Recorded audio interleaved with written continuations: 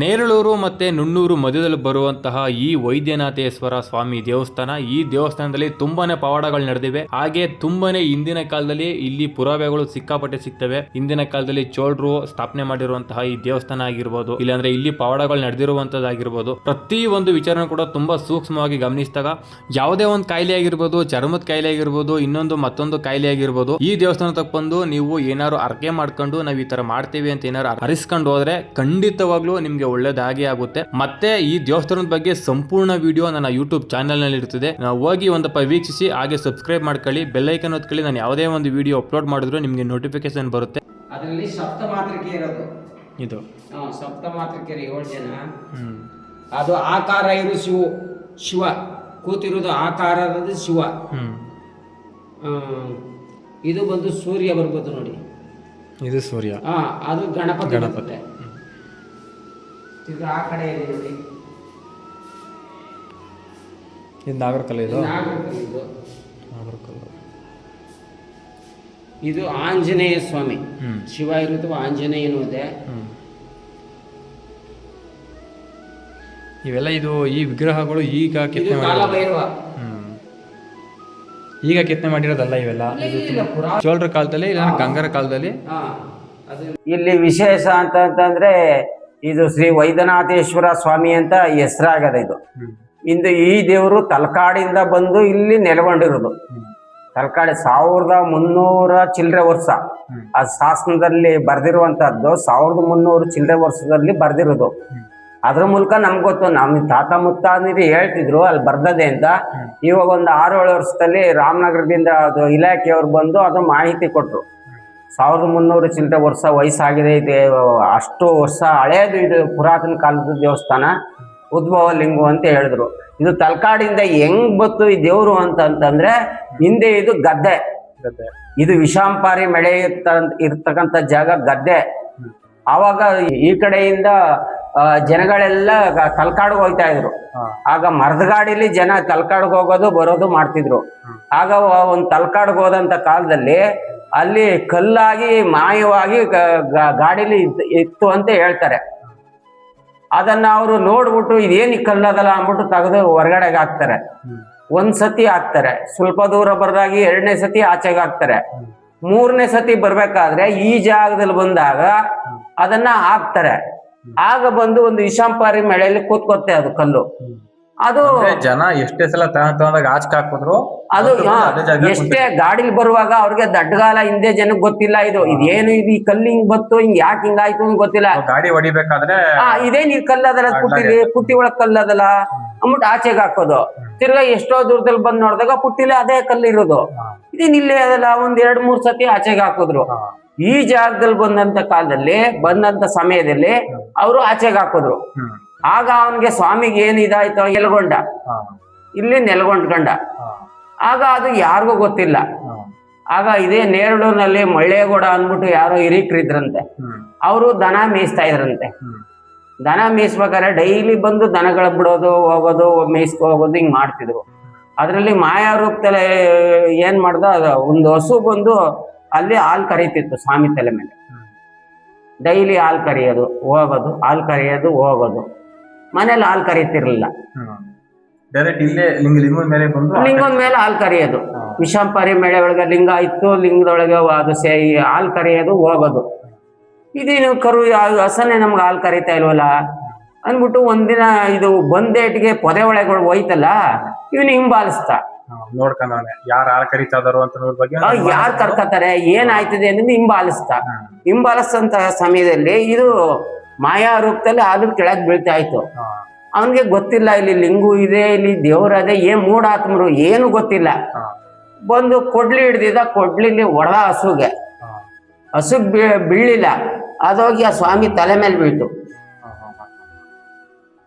ಸ್ವಾಮಿ ತಲೆ ಮೇಲೆ ಬಿದ್ದಾಗ ಇವನು ಮೋರ್ಚೆ ಬಿದ್ದ. ಆಗ ಒಂದು ಚಿಪ್ಪು, ತಲೆಯ ಚಿಪ್ಪು ಹಾರಿ ಒರಳಿಗೆ ಹೋಗಿ ಬೀಳ್ತು ಅಂತ ಹೇಳ್ತಾರೆ. ಈ ಚಿಪ್ಪು ಒರಳಿಗೆ ಹೋಗಿ ಬೀಳ್ತು. ಅಲ್ಲಿ ಒಂದು ದೇವಸ್ಥಾನ ಆಯ್ತು. ಇದು ರಕ್ತ ಬಂತು ಅಂತ ಹೇಳಿದ್ರು. ಆಮೇಲೆ ಏನಾಯ್ತು, ಇವನು ಮೋರ್ಚಿ ಆಗಿದ್ದಾಗ ಆ ಸಮಯದಲ್ಲಿ ಇವನ್ಗೆ ಏನೋ ಮಾಯಾ ರೂಪದಲ್ಲಿ ಬಂದು ಹೇಳ್ದಂಗಾಯ್ತು. ಮಾಯಾ ರೂಪದಲ್ಲಿ ಬಂದು ಹೇಳ್ದಂಗಾಯ್ತು, ನಾನಿಲ್ಲಿ ನೆಲ್ಕೊಂಡಿದ್ದೀನಿ, ಭಯ ಪಡ್ಬೇಡ, ಹೇಳು ಮೇಲೆ ಅನ್ನಂಗಾಯ್ತು. ಆಗ ಕಣ್ಬಿಟ್ಟು ನೋಡ್ದ, ರಕ್ತ ಬತ್ತಾಯ್ತು. ಏನ್ ಹಿಂಗ್ ರಕ್ತ ಬತ್ತಾದಲ್ಲ, ಏನು ರಕ್ತ ಬತ್ತಾದಲ್ಲ, ಹಿಂಗಾಯ್ತಲ್ಲ ಅಂತ ಹೇಳ್ದ. ಆವಾಗ ಏನಾಯ್ತು, ಆವಾಗ ಮಾಯಾ ರೂಪದಲ್ಲೇ ನೀನು ಎದುರುಬೇಡ, ನಾನು ವೈದೇಶನಾಗಿ ಇಲ್ಲಿ ನೆಲ್ಕೊಳ್ತಾ ಇದ್ದೀನಿ, ಇಲ್ಲಿರುವಂತ ವಿಷಂಪಾರಿ ಸೊಪ್ಪಿನ ರಸವನ್ನ ನನಗಾಕು, ಇಲ್ಲಿರುವಂತ ಈ ವಿಷಂಪಾರಿ ಮೇಲೆ ಸೊಪ್ಪನ್ನ ನನಗಾಕು, ಎದುರುಬೇಡ ಅಂದ. ಆಗ ಅದರಂತೆ ಅವನು ಆ ವಿಷಂಪಾರಿ ಸೊಪ್ಪನ ರಸವನ್ನ ತೆಗೆದು ಸ್ವಾಮಿಗೆ ಹಾಕ್ತ, ರಕ್ತ ನಿಂತೋಯ್ತು. ಆವಾಗ ಇವನ್ಗೆ, ನೀನು ನನ್ಗೊಂದು ನೆಲೆ ಮಾಡು, ಇಲ್ಲಿ ನಾನು ಇಲ್ಲಿ ನೆಲ್ಕೊಂಡಿದ್ದೀನಿ, ವೈದ್ಯನಾಥೇಶ್ವರನಾಗಿ ನೆಲ್ಕೊಳ್ತೀನಿ, ನನ್ನಲ್ಲಿರೋ ಈ ಸೊಪ್ಪಿನಿಂದ ನಾನೇ ವೈದ್ಯ ಮಾಡ್ಕೊಂಡಿದ್ದೀನಿ, ಜನಗಳಿಗೂ ಒಳ್ಳೆ ವೈದ್ಯೇಶ್ವರನಾಗಿ ನಾನು ಹೆಸರಾಗಿರ್ತೀನಿ, ಎಲ್ಲ ಸರ್ವರೋಗಕ್ಕೂ ನಾನು ವೈದ್ಯೇಶ್ವರನಾಗಿರ್ತೀನಿ ಅಂದ್ಬಿಟ್ಟು. ಆವಾಗ ಏನಾಗೋಯ್ತು, ಹಿಂದಿನ ಕಾಲದಲ್ಲಿ ಆವಾಗ ದೇವಸ್ಥಾನ ಎಲ್ಲ ಮಾಡಿದ್ರು.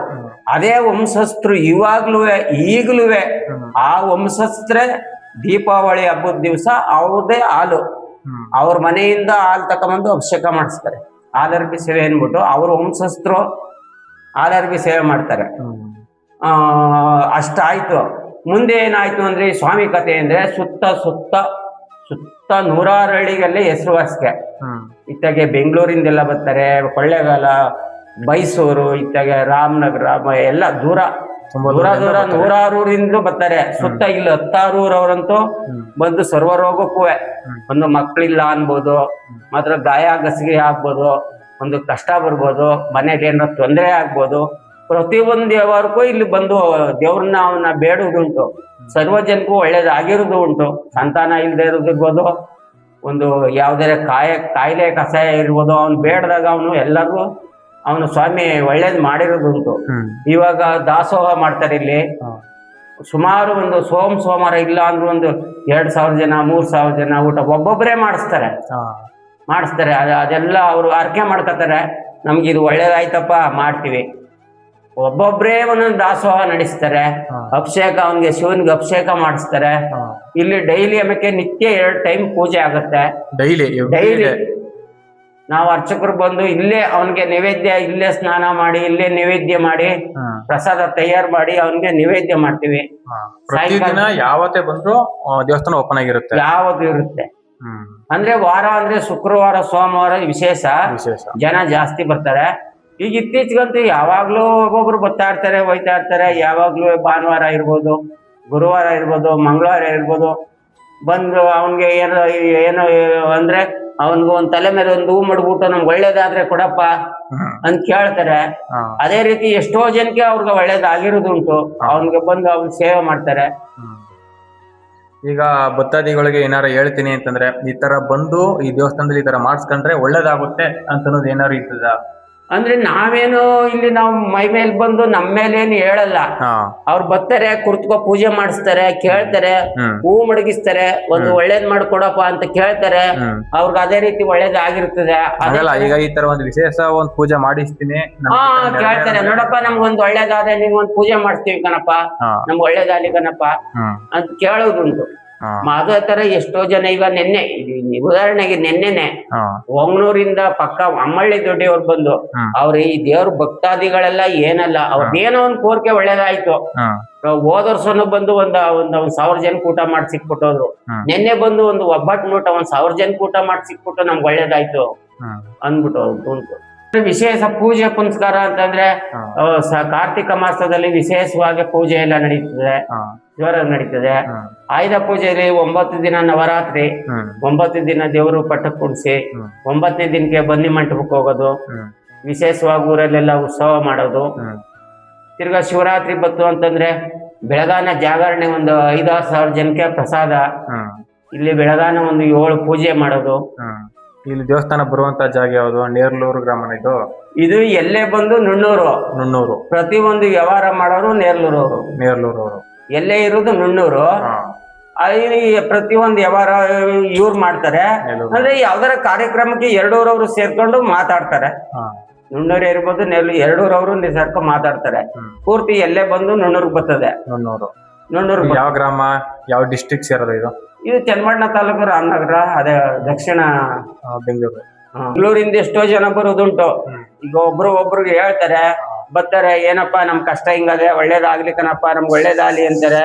ಒಳ್ಳೇದಾಯ್ತು ಅಂತ ಬಂದ್ ಮಾಡಿಸ್ಕೊ ಹೋಯ್ತಾರೆ, ಪೂಜೆ ಮಾಡಿಸ್ಕೊಂಡು ಹೋಗುದು. ಈಚೆ ಬಾಮಿ ಇರೋದು ಯಾವ್ದು? ಅದು ಹಿಂದಿನಿಂದ ಆಗ ಹಿಂದೆ ಅಲ್ಲಿ ಕೊಳಾಯಿ ಅದು ಇತ್ತಲ್ಲ, ಅದು ಅಲ್ಲಿ ನೀರಿತ್ತು, ಯಾವಾಗ್ಲೂ ಜಾಸ್ತಿ ನೀರಿತ್ತು.